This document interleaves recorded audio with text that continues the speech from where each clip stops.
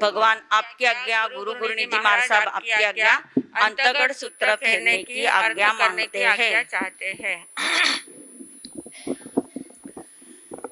जेह स्वरूप समझा विना पाम्यो दुख अनंत, समझाव्યું તે પદ નમો શ્રી સદગુરુ ભગવંત, સમझाવ્યું તે પદ નમો શ્રી સદગુરુ ભગવન। परम आदरणीय, परम वंदनीय, परम पूजनीय 2400 तीर्थंकर भगवान, पंच परमेष्ठी भगवान तथा ज्ञानी, ध्यानी, त्यागी, तपस्वी समस्त ऊर्जा महापुरुषों के चरणों में भावपूर्वक वंदन। आराध्य गुरुदेव पूज्य श्री आचार्य भगवान तपसी जी महाराज साहब, पूज्य श्री माता जी महाराज साहब आदि समस्त उपकारी चरणों में भावपूर्वक वंदन। संस्कार भारती वाणीभूषण पूज्य श्री बेन महाराज साहब, पूज्य श्री मधुस्मिता जी महाराज साहब, पूज्य श्री अरुण प्रभा जी महाराज साहब आदि समस्त बड़ों के चरणों में भावपूर्वक वंदन। यहाँ उपस्थित सभी धर्म प्रेमी, श्रद्धावान, जिज्ञासु भाइयों तथा सुशील बहनों, आज देखते देखते पर्युषण पर्व का छठा दिन उदित हो चुका है। छठा दिन आ गया है। कैसे पर्युषण पर्व हमारे बीत रहे हैं हमें ही ध्यान में नहीं आ रहा है। इतने सुंदर महोत्सव के रूप में हम इसको मना रहे हैं। कल तो क्लाइमेक्स का आनंद हमने लूटा है ना। बहुत ज़्यादा आनंद आया है। हमारे पिंपल गांव के कलाकार कितने योग्य है और कितने सुंदर कलाकारी अदा करते हैं, ये कल हमें प्रत्यक्ष देखने को मिला। बहुत आनंद सबको आया है। इस प्रकार कल हमने भगवान महावीर स्वामी का जन्मोत्सव मनाया और आज हमारे सूत्र में भगवान महावीर स्वामी के शासन काल की ही बातें शुरू हो रही है। भगवान महावीर स्वामी मगध देश में विराजते थे। वहाँ पर उनका विचरण ज़्यादा था और भगवान के जो मुख्य श्रावक थे जिनका नाम था राजा श्रेणिक, श्रेणिक राजा थे और वे राजगृही नगरी में रहते थे। अब तक हमने क्या देखा था? अरिष्ट नेमि भगवान का शासन था, द्वारिका नगरी थी और कृष्ण महाराजा थे। ये बातें हमने देखी थी। उस वातावरण में जो महापुरुषों ने अंतिम गढ़ को प्राप्त कर लिया उनकी कथाएं हमने देखी थी। आज से हम भगवान महावीर शासन की कथाएं देखने वाले हैं और उसमें मुख्य तौर पर राजगृही नगरी का वर्णन ज़्यादातर आता है और राजगृही नगरी में राजा श्रेणिक राज्य करते थे। तो छठा वर्ग जो है, छठे वर्ग की शुरुआत ही गाथापतियों के माध्यम से हो रही है। गाथापतियों के वर्णन से हो रही है, उनकी कथाओं से शुरुआत हो रही है। जो मंकाई, किंकम आदि गाथापतियों के नाम थे। तो वो गाथापति गाथापति का अर्थ हमने देखा था। गाथापति यानी नगर श्रेष्ठ होते हैं। नगर में जो श्रेष्ठ अपना स्थान पाते हैं, समाज में श्रेष्ठ स्थान जो पाते हैं, समाज में जितने भी लोग होते हैं सभी को तन मन धन से शांति देने का काम करते हैं। किसी को भी किसी प्रकार के अभाव में रहने नहीं देते। इस प्रकार की जिनकी मानसिकता होती है, इस प्रकार की जिनकी प्रवृत्ति होती है, ऐसे लोगों को गाथापति कहा जाता है। और ये गाथापति बहुत प्रतिष्ठित स्थान पद होता है। तो ऐसे गाथापतियों का वर्णन हम देख रहे हैं। छठा वर्ग जो है, छठे वर्ग में शुरुआत में हम देख रहे हैं, थोड़ा सा पढ़ लेते हैं। प्रज्ञा जी मारसा पधारते तब तक। जैनम भन्ते छठस्य उखे ववो नवरम 16 अध्ययना पन्नता तंजहा मंकाई किंकमे चेव मोगर पाणीय कासवे खेमये धीति धरे चेव कैलासे हरिचंदने वारत सुदंसन पुण भद्दे सुमण भद्दे सुपैठी में है अयि मुत्तेय अलखे अध्ययनानम तु 16 अध्ययन इस अध्ययन के इस वर्ग में कहे गए हैं। 16 प्रकार के अध्ययन है और उन 16 के नाम इस प्रकार है: मंकाई, किंकम, मुद्गरपाणी, काश्यप, क्षेमक, धृतिधर, कैलाश, हरिचंदन, वारतक, सुदर्शन, पुण्यभद्र, सुमनभद्र, सुप्रतिष्ठ, मेघकुमार, अतिमुक्त कुमार और अलक्ष कुमार। ये जो 16 अध्ययन है, इन 16 अध्ययनों में 2 अध्ययनों की कथाएं बहुत रोचक है। बाकी सभी के एक समान वर्णन आता है, उनमें विशेषता कुछ नहीं होती। जिसकी कथा दी जाती है सूक्ष्मता से या स्पष्ट रूप से जिसकी कथा दी जाती है, उनका विस्तार से कथा का वर्णन उसमें आता है कि जिनके जीवन में कुछ विशेष घटित होता है, कुछ विशेष घटनाएं घटित होती है, उनकी कथाएं विस्तृतता से दी जाती है। बाकी सभी का एक जैसे जो वातावरण होता है, एक जैसे जो दीक्षा लेते हैं, संयम की साधना करते हैं, तप जप करते हैं और अंतिम समय में संलेखना करके केवल ज्ञान को प्राप्त करके मोक्ष प्राप्त कर लेते हैं। ये जो साधारण बातें हैं वो सभी एक जैसी सबकी आ जाती है, पर जिनके जीवन में विशेष घटनाएं घटित होती है उनका विशेष वर्णन किया जाता है। तो ऐसे ही इस अध्ययन में, इस वर्ग में, ये जो छठा वर्ग है, इसमें मुद्गरपाणी और अतिमुक्त कुमार, ये 2 कथाएं विशेष महत्वपूर्ण है। 16 अध्ययन बताए गए हैं। उसमें पहले जो 2 अध्ययन है, उन 2 अध्ययनों में पहला जो मंकाई नाम का अध्ययन है, प्रज्ञा जी मार्सा पढ़ेंगे, तब तक हम थोड़ा सा अर्थ देख लेते हैं। तो ये जो मंकाई नाम के गाथापति थे, राजगृही नगरी थी, राजगृही नगरी में मंकाई नाम के गाथापति रहते थे। बहुत प्रतिष्ठित थे, लोग उनको बहुत ज़्यादा आदर सम्मान देते थे और उन्होंने अपनी प्रतिष्ठा बनाए रखी हुई थी। ऐसे जो मंकाई अनगार है, मंकाई जो गाथापति थे, वे एक बार भगवान महावीर स्वामी जब राजगृही नगरी में विचरण करते हुए पधारे तो सभी लोग दर्शन के लिए गए। तो मंकाई गाथापति भी दर्शन के लिए गए, भगवान का उपदेश सुना। इतनी ज़्यादा रिद्धि संपन्नता उनके पास थी, वैभव पूरा था, संसार की सभी बातें उनके पास उपलब्ध थी मंकाई गाथापति के पास। पर जब भगवान का उपदेश सुना और संसार की असारता जब जान ली तो उनको भी वैराग्य की प्राप्ति हो गई। और वैराग्य प्राप्त होने के बाद उन्होंने भगवान से आज्ञा चाही, भगवान से कहा कि हे भगवान, आपने जो मार्ग बताया है, आपने जो धर्म की राह बताई है, वो सही में बहुत सुंदर है, बहुत व्यवस्थित है। मैं उसके ऊपर श्रद्धा करता हूँ। श्रद्धामि पत्यामि रोएमि फासेमि पालेमि अणुपालेमि, इस प्रकार मैं श्रद्धा करता हूँ, प्रतीति करता हूँ और उस मार्ग पर चलने के लिए मेरा मन उल्लसित हो रहा है। आप कृपा करके मुझे दीक्षा प्रदान करें और आपके संघ में मुझे प्रवेश दें। तो इस प्रकार कहकर भगवान महावीर स्वामी ने कहा कि आहा सुहम देवानुपिया, और उन्होंने उनको आज्ञा दे दी और वो अपने घर पे गए, बड़े पुत्र को अपने राजकारभार पूरा सौंप दिया और वो दीक्षा के लिए निकल पड़े। मंकाई गाथापति ने दीक्षा ली और दीक्षा लेने के बाद बहुत प्रकार का अध्ययन किया, सामयिक आदि 11 अध्ययनों का अंगों का अध्ययन किया, अलग अलग प्रकार की तपश्चर्या की और 16 वर्ष तक दीक्षा पर्याय का पालन किया। 16 वर्ष तक संयम की साधना की और साधना करने के बाद विपुलगिरी पर्वत पर, वहाँ पर शत्रुंजय पर्वत बार बार आता था। यहाँ कौन सा पर्वत आया है? विपुलगिरी पर्वत। राजगृह के पास 5 पर्वत है, बहुत महत्वपूर्ण पर्वत है, उसमें एक विपुलगिरी नाम का पर्वत है।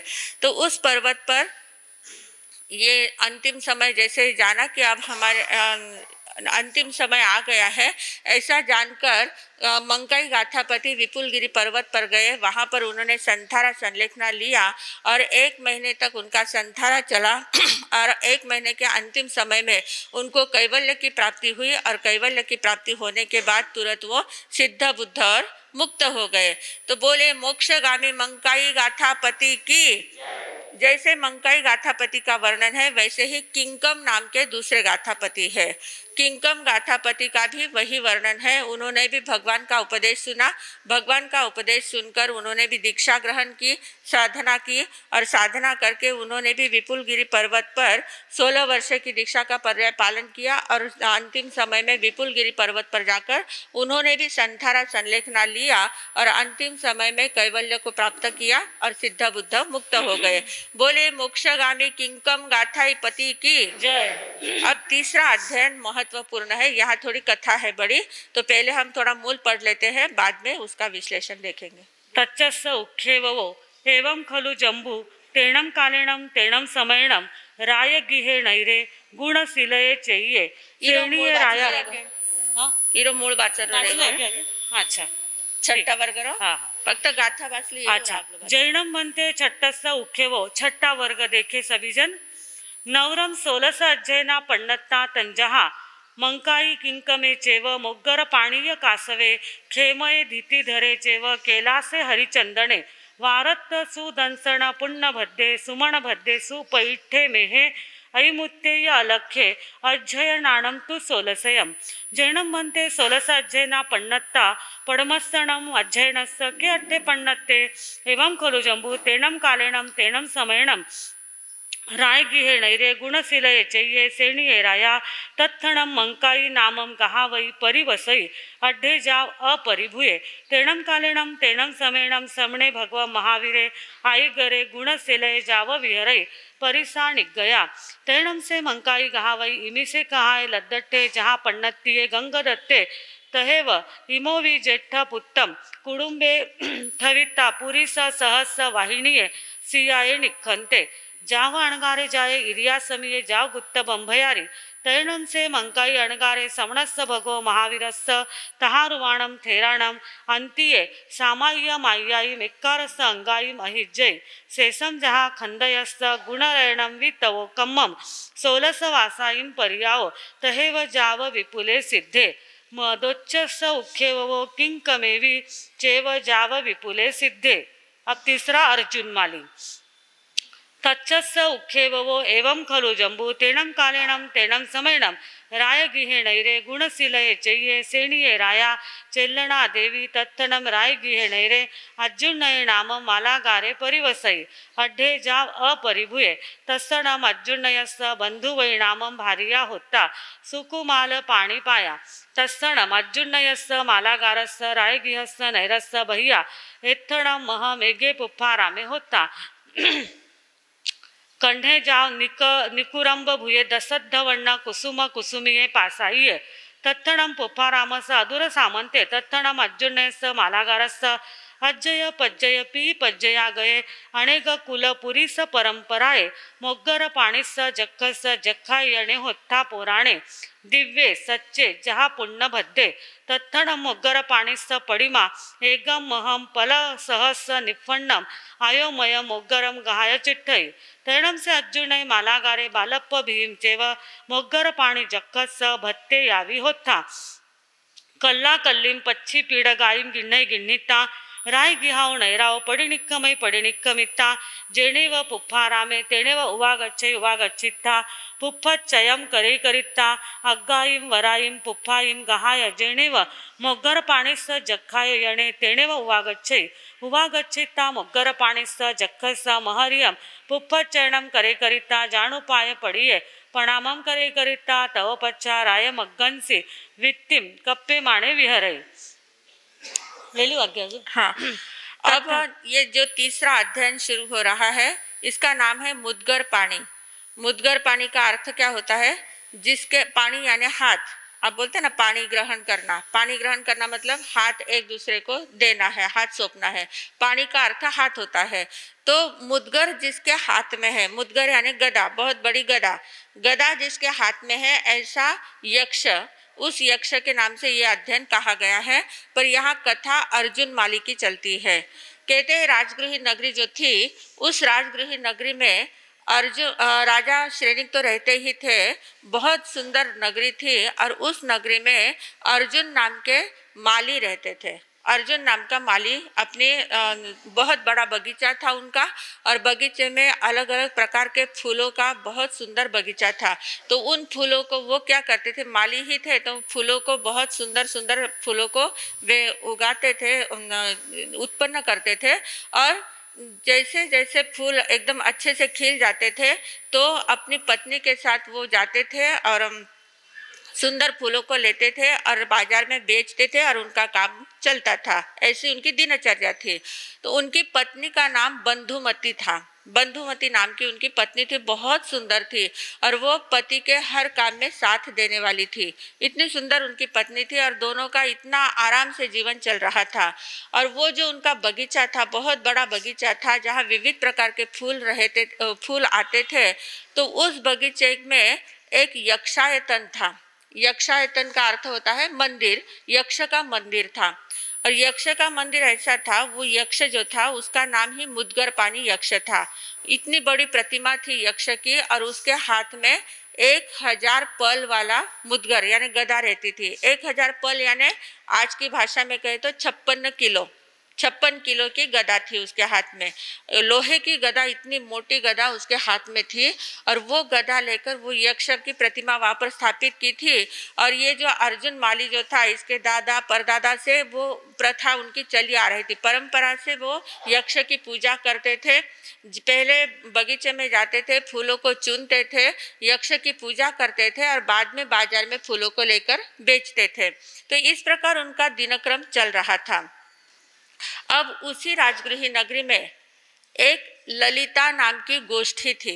गोष्ठी मतलब क्या, एक मंडली थी। एक मंडली थी, एक मंडल ऐसा था जैसे आजकल हम लोग सुनते हैं ना अनूप मंडल। अनूप मंडल चलता है और वो बहुत ज़्यादा एक्सीडेंट्स वगैरह कराते हैं, बहुत अच्छे ये काम नहीं, अच्छा काम नहीं करते हैं, बुरे काम करते हैं। तो वैसे ये ललिता नाम का एक मंडल था उस राजगृही नगरी में। किसी समय में उन लोगों ने कुछ अच्छा काम किया था, राजा का कुछ फायदा उन्होंने करवाया था, राजा को प्रसन्न उन्होंने कर लिया था। किसी प्रसंग पर राजा को बहुत बड़ी मदद की थी। तो राजा ने क्या किया था, वो जो ललिता मंडली थी उस मंडल को अभयदान दे दिया था। उनको कह दिया था कि आपको जैसा रहना है वैसा रहे, आपको सभी प्रकार से सुरक्षा है, आप कैसा भी वर्तन करें तो आपको किसी प्रकार की तकलीफ नहीं दी जाएगी। सगळा जण आठने ध्यान दो। तो आपको किसी भी प्रकार की तकलीफ नहीं दी जाएगी, आप अपने मन जैसा स्वच्छंद व्यवहार कर सकते हैं। तो यौवन अवस्था थी और पूरा ग्रुप युवक लोगों का ग्रुप था। उनको तो जिस प्रकार से ढाला जाता है, जिस प्रकार से मार्गदर्शन दिया जाता है वैसा वे करते जाते हैं। युवक लोगों को अगर समय पर बराबर सही रास्ता नहीं बताया गया तो उनकी जो ऊर्जा होती है वो गलत रास्ते में जाने में देर नहीं लगती। तो ये जो ललिता गोष्ठी थी, ललिता मंडली थी, उनके ग्रुप का नाम ललिता था। तो ललिता मंडल जो था वो मंडल इतना ज़्यादा उच्छृंखल बन गया था, इतना ज़्यादा स्वच्छंदी बन गया था, उनको जो मन में आए वो करते थे।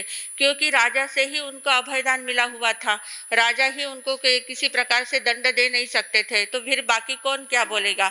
तो सभी लोगों को उनका सहन करना पड़ता था, जितना भी अन्याय अत्याचार वो करते थे वो सहन करना पड़ता था और ऐसे स्वच्छंद वे विहरण करते थे। अब क्या होता है वो आगे पढ़ने से पता चलेगा। तत्क्षणं रायगिहेणैरे ललिया नामं गोष्ठी परिवसै अड्ढा जाव अपरिभूया जम कयम सुकया यावी होता। तत्क्षणं रायगिहेणैरे अन्नया कयाईम पमोये घुट्टे यावी होता। तरणम से अज्जुन्नय मालागारे कल्लम पभूय तरहिम पुफ्फेहिम कज्जम इति कट्टु पज्जुसकार समयंसी बंधुमय्ये भारियाये सद्धिम पच्छी पीडगायीम गिण्हई गिण्हिता सयावो गिहाओ पडिनिक्कमय पडिनिक्कमित्ता राय गिहम नैरम मध्यम मध्यणम पडिनिक्कमय पडिनिक्कमित्ता राय गिहम नैरम मध्यम मध्यणम निगच्छै निगच्छित्ता जेणेव पुफ्फारामे तेणेव उवागच्छै उवागच्छित्ता बंधुमय्ये भारियाये सद्धिम पुफ्फच्चयम करे। तरणम से तीसे ललियाए गोठीये छ गोठीला पुरिसा जेणेव मुग्गर पाणीस जक्कस जक्खा येणे तेणेव उवा गया अभिरम माणा चिट्ठंती। तरणम से अज्जुनय मालागारे बंधुमय्ये भारियाये सद्धिम पुफ्फच्चयम करे करित्ता अग्गाईम वराईम पुफ्फाईम गहाय जेणेव मुग्गर पाणीस जक्कस जक्खा येणे तेणेव उवागच्छे तैर्णं ते च गोष्ठीला पुरिसा अज्जुर्णयं मालागारं बन्धुमय्ये भार्याये सद्दिं यज्जमानं पासयि पासित्ता अन्नमन्नमेवं वयासि एव एष खलु देवानुप्रिया अज्जुर्णये मालागारे बन्धुमय्ये भार्याये सद्दिं इहं हव्वमागच्छे तं सेयं खलु देवानुप्रिया अज्जुर्णयं मालागारम् अव ओढय बन्धनयं करित्ता बन्धुमय्ये भार्याये सद्दिं विहुलायीं भोगभोगायीं भुञ्जमानानं विहरित्तये ती कट्टु एयमठ्ठम् अन्नमन्नस पडी सुनिता कवाडंतरेसु निलुक्कंती निचला निफंदा तुसिनिया पच्छन्ना चिट्ठंती। हाँ। तैर्णं से इस प्रकार अब वो जो ललित मंडली थी, उनके 6 युवक थे एक साथ, और वो 6 युवकों ने वो ऐसे ही घूमते फिरते थे, उनको दूसरा कुछ काम ही नहीं था, दिन भर इधर उधर घूमना और कुछ तो भी उल्टा काम करते जाना, ऐसा ही उनका स्वच्छंदता से विचरण करना, ऐसा ही उनका वर्तन था। तो एक दिन क्या हो गया कि राजगृह नगरी में घोषणा हुई कि कल बहुत बड़ा उत्सव मनाया जाएगा, वसंतोत्सव वगैरह पहले ज़माने में ऐसे ही उत्सव मनाते थे। तो उत्सव की घोषणा जब हुई तो ये जो ये जो अर्जुन माली था, अब क्या होता है जब उत्सव होता है तो हर एक व्यक्ति अपने अपने क्षेत्र का विचार करता है। दुकानदार रहते हैं तो बराबर जो अब जैसे गणेशोत्सव है तो गणपति को क्या क्या लगता है वो सारी दुकानें उसी से सजी जाती है। बैल पोला होता है तो उसी के हिसाब से सजा जाता है। राखी के दिनों में राखियों से सजा जाता है। तो हर एक व्यक्ति अपना अपना जैसा उत्सव रहता है वैसा सामान अपने यहाँ लेते हैं और वैसा उसका व्यापार करते हैं। तो उसी प्रकार ये अर्जुन माली ने सोचा कि कल गांव में अपने शहर में उत्सव मनाया जा रहा है। तो उत्सव में क्या लगेगा, देवी का उत्सव है, बहुत बड़ा उत्सव है, तो उत्सव में क्या लगता है, फूलों की डिमांड बहुत ज़्यादा बढ़ जाती है। और फूलों की डिमांड बढ़ जाती है, अपने बगीचे में इतने ज़्यादा फूल है तो कल हम थोड़े ज़्यादा फूल ले जाएंगे और ज़्यादा फूलों को लेकर ज़्यादा बिक्री करेंगे तो हमारा काम अच्छा हो जाएगा। तो उसने कहा, बंधुमती को कहा कि कल अपन जल्दी से जाएंगे, बगीचे में जल्दी जाएंगे और जितने ज़्यादा फूल अपन चुन सकते हैं उतने ज़्यादा फूल इकट्ठा करेंगे और फिर राजगृह नगरी में अपन बेचने के लिए जाएंगे। तो बंधुमती के साथ वो सुबह जल्दी जल्दी से बगीचे में चले गए फूलों को इकट्ठा करने के लिए। और इधर ये जो 6 लोग थे, 6 लोग जो थे, ये 6 लोग भी योगायोग से उस बगीचे में ही आए थे। बड़े मारसा पधार रहे हैं। जय हो, विजय हो।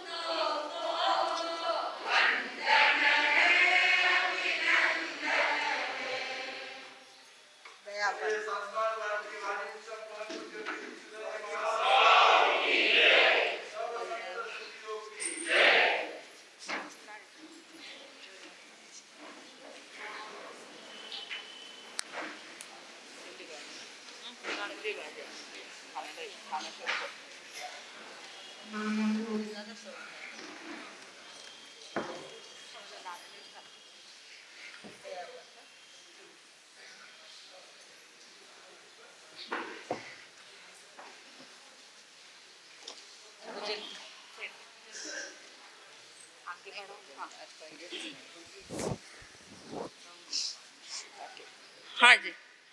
तो इस प्रकार वे 6 लोग भी योगायोग से उसी बगीचे में आए थे, घूमने के लिए आए।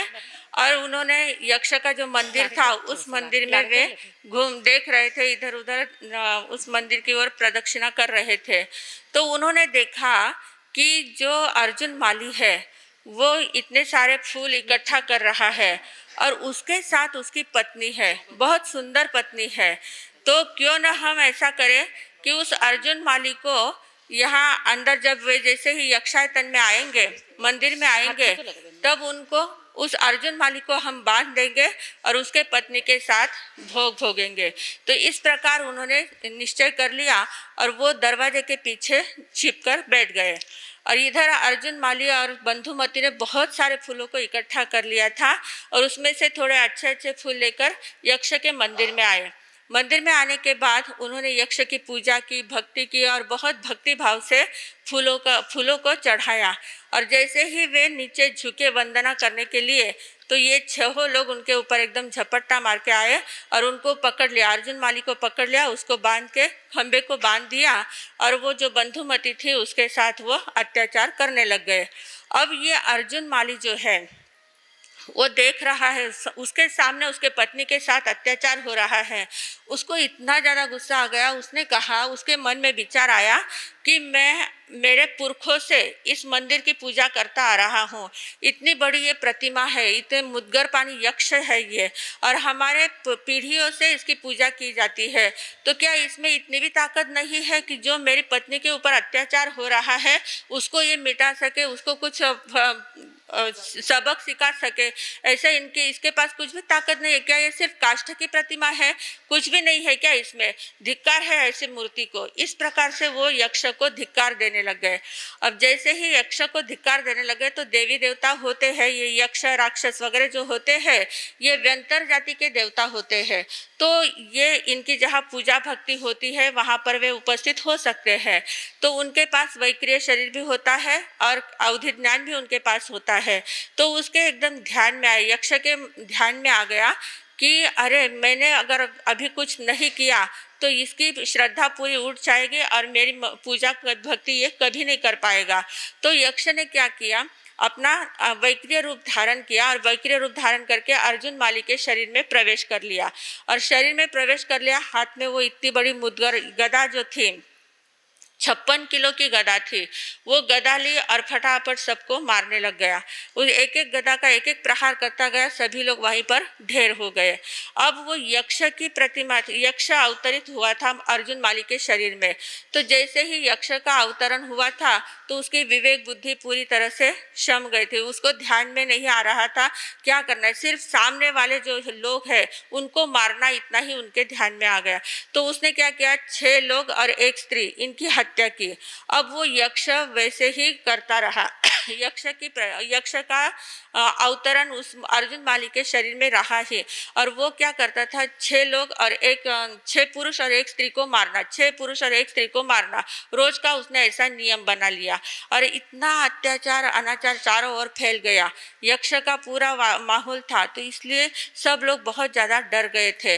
और पूरे शहर में जो भी दिखते रोज के 6 पुरुष और एक स्त्री को मारना, ये उसका लक्ष्य बन गया। और वो मुद्गर लेकर घूमने लग गया, चारों ओर घूमता रहा। तो उसका आतंक छा गया था चारों ओर। तो आगे क्या होता है वो देखते हैं। तैणम से अर्जुन मालागारे बंधुमय्ये भारियाये सद्धिम जेणे व मुग्गर पाणीस जख्खा येणे तेणे व उवा गच्छे उवा गच्छिता आलोये प्रणामम करे करिता महर्यम पुप्पच्चयनम करे करिता जाणुपाय पडिये प्रणामम करे तैणं ते च गोठ्ठिला पुरिसा दव दवस कवाडंतरे हिंतो निगच्छन्ति निगच्छिता अर्जुनयं मालागारं गिन्निता अव ओडय बंधनं करेन्ति करिता बंधुमय्ये मालागरिये सद्धिं विहुलाईं भोग भोगाईं भुञ्जमाना विहरन्ति तैणं तस्य अर्जुनयस्य मालागारस्य अयमज्जत्ये समुपन्ने एवं खलु अहं बालप्पभीं चेव मोग्गरपाणिस्य भगवो कल्लाकल्लीं जाव वित्तिं कप्पे माणे विहरामि तम जैन मोग्गरपाणि जख्खे इह सन्नि हिये होन्ते सेणं किं ममं एयार्वम आवत्तिं पावेज्यमाणं पासन्ते तम नत्थि न मोग्गरपाणि जख्खे इह सन्नि हिये सुवत्तम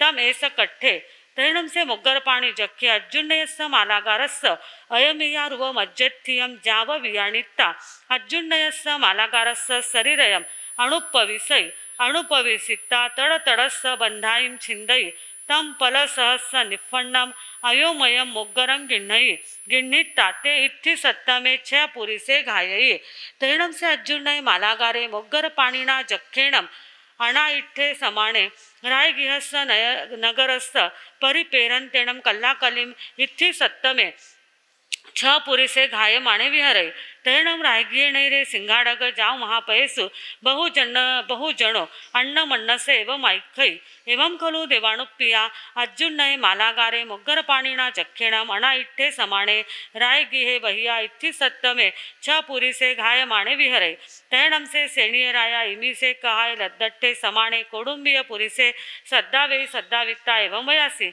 एवं खलु देवाणुप्पिया अर्जुन नये मालागारे जाव घाय माणे विहरे तम माणम तुभे केई तणस्सवा कट्ठस्सवा पाणीयस्सवा पुप्प फलाणं वा अट्ठाये सैरम निगच्छै माणम तस्य शरीरस्य वावत्तिं भविष्यै ती कट्टु दोच्चंपि तच्चंपि घोषणं घोषे घोषिता क्षिप्पामेव ममेयं पच्चपिणः तैणं ते कोडुंबिय पुरिसा जाव पच्चपिणन्ति तत्थणम रायगिहे नैरे सुदंसणे नामम सेट्ठी परिवसे अड्ढे जाव अपरिभुये तैणम से सुदंसणे समणवासे यावी होता अभिगय जीवा जीवे जाव विहरे तैणम कालेणम तैणम समेणम समणे भगवा महावीरे समोसडे जाव विहरे तैणम रायगिहे नैरे सिंहाडग जाव महापयस बहुजनो अन्न मन्नस एव माइकै जाव किमंग पुण विवलस अट्ठस गहणयाय तैणं तस सुदंसनस्य बहुजनस्य अन्त्येय मठं सच्चा निस्सम अयम अज्जत्ये जाव समुपन्ने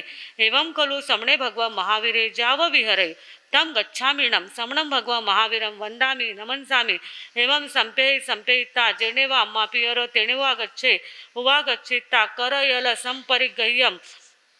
करयल परिग्रह्यं जाव विहरे तम गच्छामिणं समणं भगवा महावीरं वन्दामि नमन्सामि जाव पज्जुवासामि तैणं तं सुदंसनं सेट्ठिम् अम्मा पियरो एवं वयासि एवं खलु पुत्ता अर्जुन नये मालागारे जाव घाये माणे विहरे तम माणं तुमं पुत्ता समणं भगवा महावीरं वन्दे निगच्छाय माणं तव शरीरयस्य वावत्ति भविष्ये तुमं नम इह गये चेव समणं भगवा महावीरं वन्दाहि नमन्साहि तैणं सुदंसनये सेट्ठिम् अम्मा पियरम् एवं वयासि किण्डमहम अम्मयाव समणं भगवा महावीरम इहम आगयम इहम पत्तम इहम समोसडम इहम गये चेव वंदिसामि नमनसिसामि तम गच्छामि नमहम अम्मयाव तुभ्येहि अभुनुनाय समाणे समणं भगवा महावीरम वंदामि जाव पज्जुवासामि।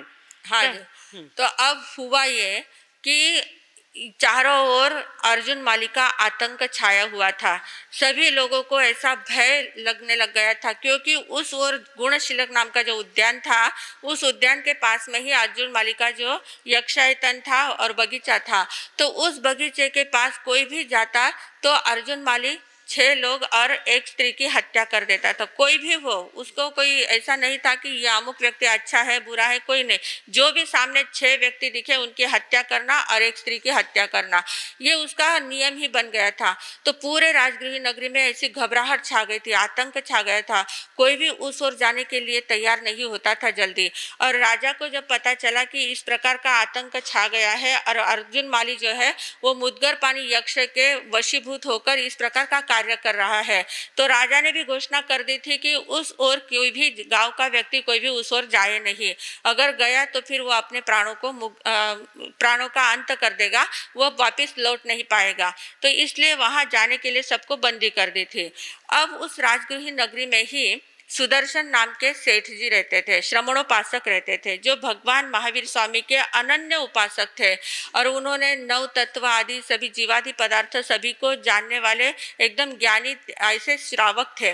12 व्रतों को धारण किया हुआ था। बहुत व्यवस्थित रूप से वे अपना श्रावक पर्याय का पालन करने वाले श्रावक थे, दृढ़ श्रद्धावान थे। तो वो भी उस नगरी में विचरण करते थे, सुदर्शन नाम के श्रेष्ठी। उसी समय क्या हो गया, इधर भगवान महावीर स्वामी विचरण करते हुए राजगृह नगरी के बाहर जो गुणशिलक नाम का उद्यान था, उस उद्यान में पधारे। अब गुणशिलक उद्यान और राजगृह नगरी, इसके बीच में ही वो बगीचा आता था अर्जुन माली का।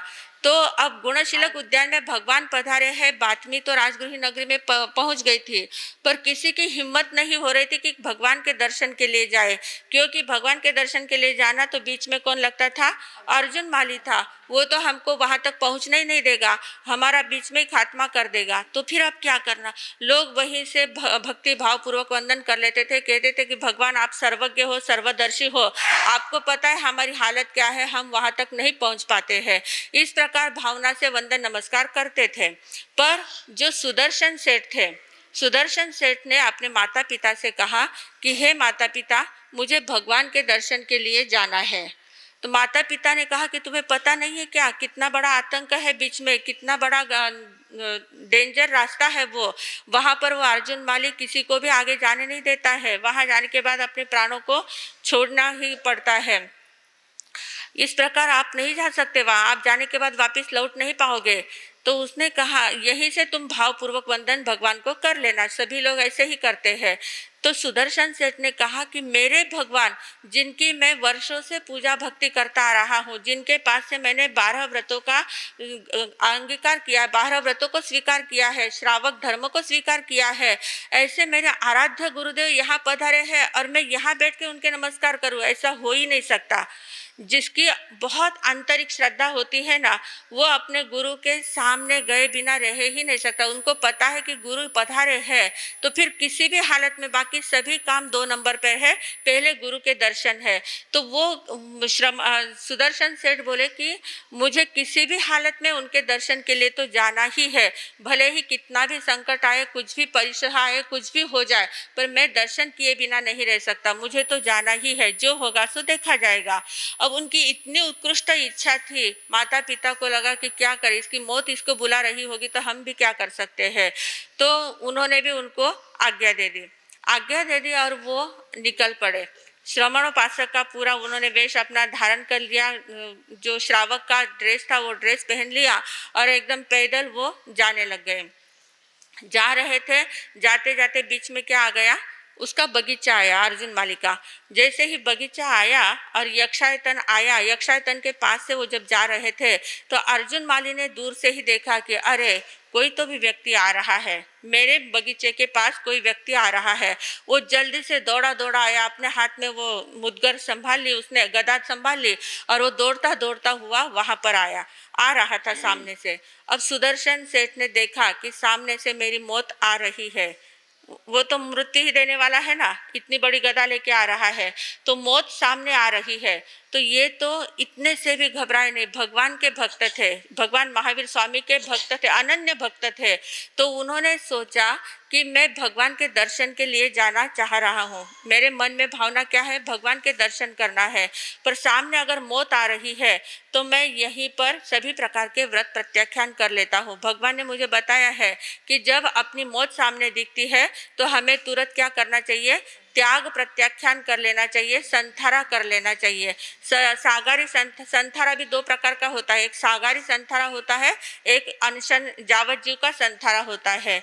तो जब अंतिम समय एकदम निकट दिसे तो जावत जीव का संथारा करना है, पर ऐसा उपसर्ग सामने आता है तो उस समय सागारी संथारा किया जाता है।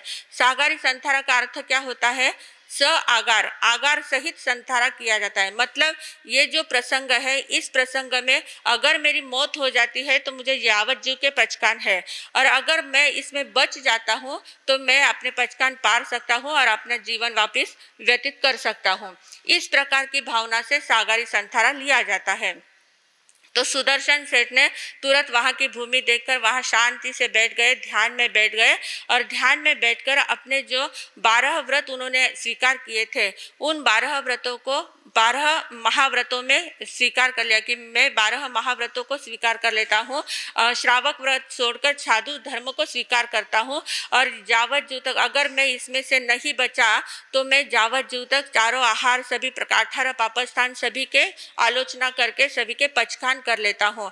इस प्रकार उन्होंने अपनी बाढ़ तैयार, अपना कवच तैयार कर लिया, प्रत्याख्यान लेकर पूरा कवच तैयार कर लिया, और नमो अरिहंताणम नमो अरिहंताणम नमो अरिहंताणम का जाप करने में वो लग गए। अरिहंत भगवान की शरण में वो जाने लग गए, अरिहंते शरणम पवज्जामि।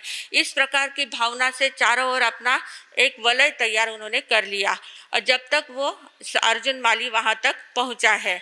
अर्जुन माली जैसे ही आया तो उसने देखा, उसको इतना गुस्सा आ रहा था कि मेरे सामने ऐसा बैठ गया है, ये श्रावक कौन है, ये आदमी कौन है, मेरे सामने इसकी हिम्मत कैसे हुई ऐसे बैठने की। इतने गुस्से से उसने अपना मुद्गर उठाया और जोर से उसके ऊपर मारने के लिए वो तैयार हुआ। तो जैसे ऊपर मुद्गर उठाया तो उसका हाथ आगे आता ही नहीं है, ऊपर ही लटक के रह गया, हाथ वहीं पर स्थिर हो गया, मुद्गर नीचे उतरती ही नहीं है। तो वो सोचने लगा कि ऐसे कैसे हो गया। तो होता यह है, जब अपनी पॉजिटिव पूरा कवच अपना तैयार हो जाता है, अपना ओरा पॉजिटिव तैयार हो जाता है, तो जो निगेटिव शक्ति होती है वो उसमें प्रवेश नहीं कर पाती है। निगेटिव शक्ति वहीं पर प्रवेश करती है जब अपने पास निगेटिविटी होती है। अपन पूरे पॉजिटिव से भर जाते हैं, सकारात्मक ऊर्जा से भर जाते हैं, शुद्ध ऊर्जा से भर जाते हैं, अरिहंत की शरण में चले जाते हैं, तब ये आसुरी शक्ति जो होती है वो उसके ऊपर प्रहार नहीं कर पाती है, वो वहीं पर रुक जाती, उस कवच को तोड़ने में वो संभव नहीं होता है उनको। कल भी हमने देखा था, जो अग्नि कुमार देवता थे वो द्वारका नगरी पर कब तक अपना प्रयोग नहीं कर पाए, जब तक आयम्बिल का कवच था। आयम्बिल तब का कवच द्वारका नगरी पर था, तब तक वो अपनी विद्या का प्रयोग नहीं कर पाए। जब वो कवच टूट गया तब वो उस विद्या का प्रयोग हुआ। उसी प्रकार सुदर्शन सेठ का इतना बड़ा कवच तैयार हो गया था, तो वो जो मुद्गर पाणी यक्ष था, आसुरी शक्ति थी वो, तो आसुरी शक्ति वहाँ पर काम नहीं, दैवी शक्ति के आगे आसुरी शक्ति को हारना पड़ता है, तो वो वहाँ पर हार गया। और वो मुद्गर पाणी यक्ष जो था उसको तो अवधि ज्ञान था, उसको ध्यान में आ गया कि अरे ये जो मैं कर रहा हूँ ये बहुत गलत है, ये व्यक्ति इतना पॉजिटिव है, ये भगवान का भक्त है और नवकार मंत्र का इतना प्रभाव है, इसके पास इतनी शक्ति है, तो इसके आगे मेरी शक्ति तो कुछ भी काम की नहीं है, मैं कुछ भी नहीं कर पाऊंगा। तो वो मुद्गर पाणी जो यक्ष उसके शरीर में प्रविष्ट हो चुका था, वो वहां से निकल गया, शरीर को छोड़कर उसने अपना स्थान छोड़ दिया, मतलब उसका शरीर छोड़ दिया और अपने स्थान पर वो चला गया। अब जैसे ही मुद्गर पाणी यक्ष शरीर में से निकल गया, वो शक्ति आसुरी शक्ति जैसे ही अर्जुन माली के शरीर से निकल गई तो उसका शरीर धड़ाम से नीचे गिर गया, क्योंकि इतने दिन तक उसकी शक्ति से चल रहा था, खाना पीना कुछ भी मालूम नहीं था, सिर्फ लोगों को मारना और उसी शक्ति से काम करना था। तो जैसे ही वो शक्ति निकल गई तो ये अर्जुन माली धड़ाम से नीचे गिर गया। अब अर्जुन सुदर्शन जो सेठ थे वो अपने अरिहंते शरणम पवज्जामि अपनी धुन लगाए हुए थे, एकदम से उनको गिरने की आवाज आई, धड़ाम से ऐसा आवाज आया कि गिर गया है कुछ। तो उन्होंने धीरे से आंखें खोली, उनको ध्यान में आ गया कि मेरा जो उपसर्ग आया हुआ था वो शायद टल गया है। तो उन्होंने अपना पचखान जो लिए थे, संथारा जो लिया था उसका पार लिया, उन संथारों को पार लिया और अपने वापस आंखें खोली। आंखें खोलकर देखा तो अर्जुन माली एकदम निश्चेष्ट ऐसा पड़ा हुआ था। फिर उन्होंने उसको उठाया, अर्जुन माली को उठाया और कहा कि क्या बात है, तुम ऐसे क्यों गिरे हो। तो अर्जुन माली बोले, आप कौन हो, आप कौन हो, मुझे मैं यहाँ कैसे आ गया, क्योंकि उसको कुछ भी पता नहीं था, उसके शरीर में शक्ति थी, वो शक्ति सारा काम कर रही थी, तो वो एकदम ऐसा दुर्बल बन गया था। तो एकदम से वो उठकर बैठा और उसने कहा कि आप कौन हो, आप कहाँ जा रहे हो और मैं यहाँ क्या कर रहा हूँ। तो फिर सुदर्शन सेठ ने पूरी उसको कथा सुनाई कि ऐसे ऐसे तुम रोज करते हो। तो कहा कि मेरे हाथ से इतनी हत्याएं हुई है, मैंने इतनी लोगों को मारा है, हे भगवान अब मेरा क्या होगा, तुम कहाँ जा रहे हो। तो कहा कि मैं भगवान महावीर स्वामी के दर्शन के लिए जा रहा हूँ। तो कहा कि फिर मैं भी आ सकता हूँ दर्शन के लिए। तो सुदर्शन सेठ ने कहा कि जिसकी भावना है वो आ सकता है, भगवान के दरबार में किसी को भी मनाही नहीं होती है, जो श्रद्धा भक्ति के साथ आता है उसको प्रवेश वहाँ मिल जाता है। तो तुम भी चलो मेरे साथ, भगवान के दर्शन करेंगे अपन। तो दोनों भगवान के दर्शन के लिए जाते हैं। आगे क्या होता है हम पढ़ते हैं। तैणम तम से सुदंसनम सेठी मम्मा पियरो जाहेनो संचयंती बहुही माघवणाईम जाव परु वेत्तय तैणम से अम्मा पियरो ताहे अकामयाचे व सुदंसनम सेठी मेवम वयासी आहा सुहम देवाणु प्रिया तैणम से सुदंसने सेठी अम्मा पीहिम अभ्भनुणाय समाणे णाये प शुद्धप्प वेसाईम जाव शरीरे सयाओ गियाओ पडिनिक्कमित्ता पाय विहार चारिणम रायगिहम नैरम मध्यम मध्यणम निगच्छे निगच्छित्ता मोग्गरपाणिस जखस जखायणस अदूर सामंत्यणम जेनेव गुणशिले चय्ये जेनेव समणे भगव महावीरे तेणेव पहारेत्त गमणाय तैणम से मोग्गरपाणी जखे सुदंसणम समणो वासयम अदूर सामंतेन विवयमानं पासये पासित्ता असुरुत्तेय पलसहस्स निफ्फण्णम् अयोमयं मोग्गरम् उल्लालेमाणे उल्लालेमाणे जेणे व सुदंसणे समणवासे तेणे व पहारेत्त गमनाय तैणम से सुदंसणे समणवासे मोग्गर पाणी जक्कम यज्जमाणं पासई पासित्ता अभिये अतथ्ये अणुविज्ञे अक्षुभिये अचलिये असंभन्ते वत्थन्तेणं भूमिं पमज्जै पमजिता करयलजा एवं वयासी नमोत्थुणम् अरिहन्ताणं भगवन्ताणं जाव संपत्ताणं नमोत्थुणं समणस्स जाव संपाव्यु कामस्स पुवीं चणं मये भगवो महावीरस्स अंतिये थुलये पाणै वाये पचक्खाये जावत जीवाय थुलये मुसावाय थुलये अदिन्नादाणे सदार संतोषे कये जावत जीवाय इच्छा परिमाणे कये जावत जीवाय तम इयाणीं पीणं तस्येव अंतियं सवं पाणैवयं पचक्खामि जावत जीवाय सव मुसावायं सवम अदिन्नादाणं सव मेहुणं सवं परिग्रहं पचक्खामि जावत जीवाय सवं कोहम जावम इच्छा दंसण सल्लम पचक्खामि जावत जीवाय सवम असनं पाणं खैमं सैमं च वियं प्यारं पचक्खामि जावत जीवाय जैणम एत्तो व सग्गाव मुच्चिस्सामि तो मे कप्पै पारेतय अहणम एत्तो व सग्गाव न मुच्चिस्सामि तव मे तहा पचक्खाय चेवती कट्टु सागारम पडिमं पडिवज्जै तत्थणं ते मोग्गर पाणी जक्खे तं पल सहस्स निफ्फण्णम् अयोमयं मोग्गरम् उल्लालेमाणे उल्लालेमाणे जेणे व सुदंसणे समणो वासये तेणे व उवागच्छे उवागच्छित्ता नो चेवणं संचा एयी सुदंसणं समणो वासयं तेयसा समभिपडितय तैणं से मोग्गर पाणी जक्खे सुदंसणं समणो वासयं सव्वाओ समन्ताओ परिघोले माणे जाहे नो चेवणं संचा एयी सुदंसणं समणो वासयं तेयसा समभिपडितय ताहे सुदंसणस्स समणवासेस पुरवो स पक्कीं स पडिदिसीं ठिच्चा सुदंसणस्स समणवासयं अणिमिसाय दिठ्ठिये सुचिरं निरीक्षै निरीक्षित्ता अज्जुण्यस्स मालागारस्स शरीरं विपज्जहायि विपज्जहित्ता तं पलसहस्स निफ्फण्णम् अयोमयं मोग्गरं गहाय जामेव दिशं पाउभये तामेव दिशं पड़ी गए तेणं से अज्जुण्य मालागारे मोग्गर पाणीना जखिणं विप्पमुक्के समाने धसत्ये धरणी यलंसी सवंगेहिं निवडिये तैणं से सुदंसणे समणवासे निरुवसग्गमिति कट्टुपडिमं पारेयि तैणं से अज्जुण्य मालागारे तव मुहूर्तन्तरेणम् आसत्ते समाणे उठ्ठे उठ्ठित्ता सुदंसणं समणोवासयम् एवं वयासि तुभ्येणं देवानुपेया के कहिं वा संपत्तिया तैणं से सुदंसणे समणवासये अज्जुण्यं मालागारम् एवं वयासि एवं खलु देवानुप्रिया अहं सुदंसणे नामं समणोवासये अभिगय जीवाजीवे गुणशीले चैये समणं भगवन् महावीरं वन्दौ संपत्तिये तैणं से अज्जुण्य मालागारे सुदंसणं समणवासयम् एवं वयासि तम् इच्छामिणं देवानुप्रिया अहमवि तुमये सद्धिं समणं भगवन् महावीरं वन्दितये जा पज्जुवासितये अहासुहं देवानुप्रिया तैणं से सुदंसणे समणवासये अज्जुण्येणं मालागारेणं सद्धिं जेणे व गुणशीलये चैये जेणे व समणे भगवन् महावीरे तेणे व उवागच्छै उवागच्छित्ता अज्जुण्येणं मालागारेणं सद्धिं समणं भगवन् महावीरं तिखुत्त जाव पज्जुवासये तैणं समणे भगवन् महावीरे सुदंसणस्य समणो वासयस्य अज्जुण्यस्य मालागारस्य तिसेय धम्मकः सुदंसने पड़ी गए तैणं से अज्जुण्य मालागारे समणस्य भगवन् महावीरस्य अन्तिये धम्मं स्वच्छा निसम्म हत्त तुट्ठ एवं वयासि सद्धहामिणं भन्ते निगन्थं पावेणं जाव अबुट्ठेमि अहासुहं देवानुप्रिया तैणं से अज्जुण्य मालागारे उत्तरपुरत्तिमे दिशि भाए अवक्कमय अवक्कमित्ता स्वयमेव पंचमुठ्ठियं लोयं करे करिता जाव अणगारे जाए जाव विहरई। हाँ जी, अब भगवान के दर्शन के लिए सुदर्शन सेठ और अर्जुन माली दोनों गए हैं। भगवान का वहाँ उपदेश उन्होंने सुना। उपदेश सुनकर अर्जुन माली के मन में भाव उत्पन्न हुए कि अरे मेरे हाथों से कितनी हत्याएं हुई है, मैं कितना पापी हूँ, मैंने कितने अधम कार्य किए हैं।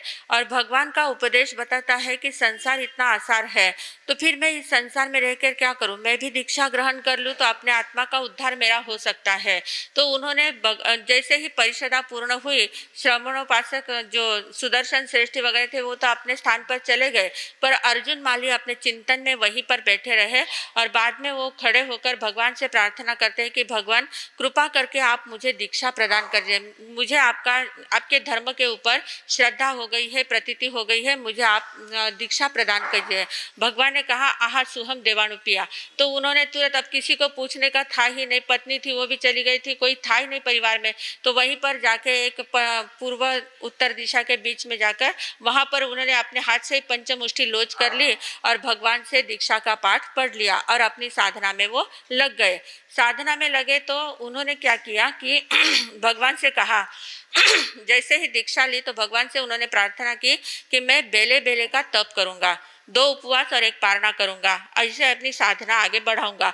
तो बेले बेले का तप वो करने लग गए और पारने के लिए राजगृही नगरी में ही जाते थे। और जैसे ही राजगृही नगरी में अब आ रहे हैं वो, उसको तो सभी लोग जानते ही थे, राजगृही नगरी वाले लोग जानते ही थे अपने गांव का ये अर्जुन माली है, अभी इसने दीक्षा ले ली है। पर जैसे ही दीक्षा लेकर वो गांव में प्रवेश करते हैं तो लोग उसको, कोई मारता है, कोई गालियां देता है, कोई कहता है कि इसने मेरी माँ को मारा है, इसने मेरी बहन को मारा है, पत्नी को मारा है, इसने भाई को मारा है, पुत्र को मारा है, इस प्रकार करके उसको गालियां देते और पत्थर मारते, कुछ भी करते। ये एकदम समता भाव से सभी को सहन करते थे, क्योंकि इनको पता था कि मेरे हाथ से इतना अधम कार्य हुआ है, भले ही मैंने अपनी भावना से नहीं किया है, पर यक्ष ने मेरे द्वारा ये काम करवाया है, तो इसका निमित्त मैं बना हूँ, इसलिए मुझे ये सब कुछ सहन करना है। इतनी शांति के साथ, इतनी समता के साथ सभी कुछ सहन करते थे। इतना घूमते थे, बेले का पारना रहता था, कहीं उनको पानी मिलता था तो कहीं अनाज नहीं मिलता था, रोटी नहीं मिलती थी, कहीं रोटी मिलती थी तो पानी नहीं मिलता था। इस प्रकार जो भी मिल जाता था, जो भी जितना भी पात्र में आ जाता था लेके आते थे, भगवान को बताते थे और पारणा कर लेते थे और एकदम समता की साधना करने लग गए। इतनी ज़्यादा समता उनके जीवन में आ गई थी, कोई कुछ भी कहे, कितना भी तकलीफ दे, वो एकदम शांति से सब सहन करने लग गए थे। ऐसे करते करते 6 महीने तक उन्होंने तपश्चर्या की और 6 महीने के बाद अंतिम समय उन्होंने अपना नज़दीक जाना और अंतिम समय नज़दीक जानकर उन्होंने 1 महीने का संथारा संलेखना किया और संथारा संलेखना करके उसी भव में कैवल्य को प्राप्त किया और अंतिम समय में सिद्ध बुद्ध और मुक्त हो गए। बोले मोक्षगामी अर्जुन माली की। तो इस प्रकार इतनी हत्याएं करी है, इतना ज़्यादा अधम कार्य किया है, पर फिर भी अंतिम समय में जब जागृति आ जाती है और पूरे कर्मों को उन्हें फटाफट क्षय कर दिया और क्षय करके अपने अंतिम गढ़ को उन्होंने प्राप्त कर लिया। अब इसके ऊपर काफ़ी प्रश्न उपस्थित होते हैं, अब उनका समाधान जैसे अवसर आएगा तब हम देंगे। अभी अपना समय हो रहा है, ये फटाफट इतना अध्ययन पूरा पढ़ लेते हैं मूल में। पढ़ना हाँ, कल मूल पढ़ेंगे। 8:30 पर्यंत है। तैणम से अर्जुन ने मालागारे समणस भगो नहीं, तैणम से अर्जुन ने मालागारे जम चेव दिवसम मुंडे जा पवये तम चेव दिवसम श्रमणम भगव महावीरम वंदई नमन से वंदिता नमनसिता एवं इयारोम अभिगम उग्गिणय कप्पई में जावज्जीवाय चट्टम चट्टेणम अणिकित्यणम तव कम्मेणम अप्पाणम भावे मानस विहरितय ती कट्टु अयमेयारुम अभिगम उग्गिणे उग्गिणिता जावज्जीवाय जा विहरे। तैणम से अर्जुन ने अणगारे छट्ट खमण पारणयन से पढ़म पोरिसिये सज्जयम करे जा गोयम सामे जा वड़ये। तैणम तम अर्जुन ने अणगारम रायगिये नहिरे उच्चनीय जाव अडमाण बहवे इत्थियोवा पुरिसोय डहराय महल्लाय जुवाणाय एवं वयासी इमेणम में पिया मारिय इमेणम में माया मारिया भाया मारिये भगणी मारिया भज्जा मारिया पुत्ते मारिये धुया मारिया सुन्ना मारिया इमेणम ते अण्णयरे सयन संबंधी परियणे मारिये ती कट्टू अप्पे गैया अक्कोसंती अप्पे गैया हिलंती निंदंती खिंसंती गरियंती तज्जेंती तालेंती।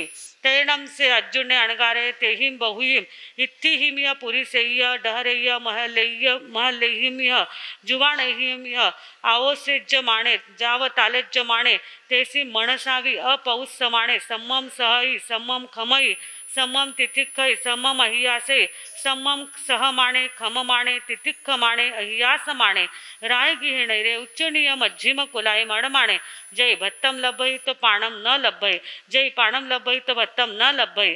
तैणम से अर्जुने अणगारे अदिने अविमणे अकलुसे अणाइले अविसाई अपरितंत जोगी अडई अडिता राय गिहाव नैरावो નગર આવો પડી નિખમિતા જેને વ ગુણશીલે ચઈએ તેને વ સમણે ભગ મહાવીરે જહા ગોયમ સામી જાવો પડી દંસિતા સમણેન ભગયા મહાવીરેણમ અભણુનાય સમાણે અમુચ્છીએ બિલમિવ પણગ ભૂયેણમ અપ્પાણેણમ તમાહારમ આહારે તૈણમ સે સમણે ભગવા મહાવીરે અન્નયા કયા ઇમરાય ગયા ઉણૈરાઓ પડી નિખમિતા बहिम्या जणवय विहारम विहरे तेणम से अज्जुने अणगारे तेणम ओरालेणम व्यूलेणम पयत्तेणम पग्गहियेणम महाणुभागेणम तवो कम्मेणम अप्पाणम भावे माणे बहु पड़ी पुण्ये 6 मासे सामण्य परियागम पाउणै अद्धमासियाय सल्यणाय अप्पाणम जुसेई तीसम भत्ताई अणसणाई छेदिता जसठाय किरिय जाव सिद्धे तिब्बेमी। हाँ जी, इस प्रकार अर्जुन माली ने 5 महीने 13 दिन रोज 6 पुरुष और 1 स्त्री की हत्या की है। उसमें 1141 लोगों की हत्या उसके द्वारा हुई थी और इतनी हत्या होने के बाद सिर्फ 6 महीने में उन्होंने अपने पूरे कर्मों को क्षय कर दिया था। 6 महीने में ऐसी तपश्चर्या की, इतनी प्रकार की समता और इतनी शांति उन्होंने अपने जीवन में अपनाई थी कि 6 महीने में उनके पूरे कर्मों का क्षय हो चुका था और अंतिम समय में उन्होंने केवल ज्ञान को प्राप्त करके सिद्ध बुद्ध और मुक्त हो चुके थे। तो इस प्रकार ये अर्जुन माली का वृत्तांत सुन के हम ये संकल्प करते हैं कि जीवन में किसी के भी जब हम अपनी निगेटिविटी से भर जाते हैं तो कोई भी निगेटिव ऊर्जा हमारे ऊपर हमला कर सकती है। इसलिए हमें हमेशा पॉजिटिव रहना है, सुदर्शन सेठ के समान अपना कवच पॉजिटिव ऊर्जा से भर के रखना है ताकि कोई भी ऊर्जा, कोई भी बाहर की भीतर की कोई भी शक्ति हमारे अंदर प्रवेश नहीं करती है और हमें तकलीफ नहीं देती है। तो इस प्रकार धर्म के ऊपर पूर्ण श्रद्धा रख के, नवकार मंत्र पर श्रद्धा रखकर अपने जीवन को अगर हम व्यवस्थित चलाते हैं तो निश्चित रूप से नवकार मंत्र की शक्ति हमें ऊर्जा देती है और हमारा जीवन आनंदमय सुखमय व्यतीत हो सकता है। इतना ही बोलकर मैं विराम लेती हूँ। ओम शांति। जम वैधम वच्चा मेलियम हिणक्षरम अचक्षरम पयहीणम विनयहीणम जोगहीणम घोषहीणम सुट्ठू दिन्नम दुट्ठू परीक्षियम अकाले कवो सज्जाओ काले न कवो सज्जाओ असज्जाए सज्जायम सज्जाए न सज्जायम भणता गुणता विचारता ज्ञान और ज्ञानवंत की आशतना की हो तो तत्समिच्छामि दुक्कडम।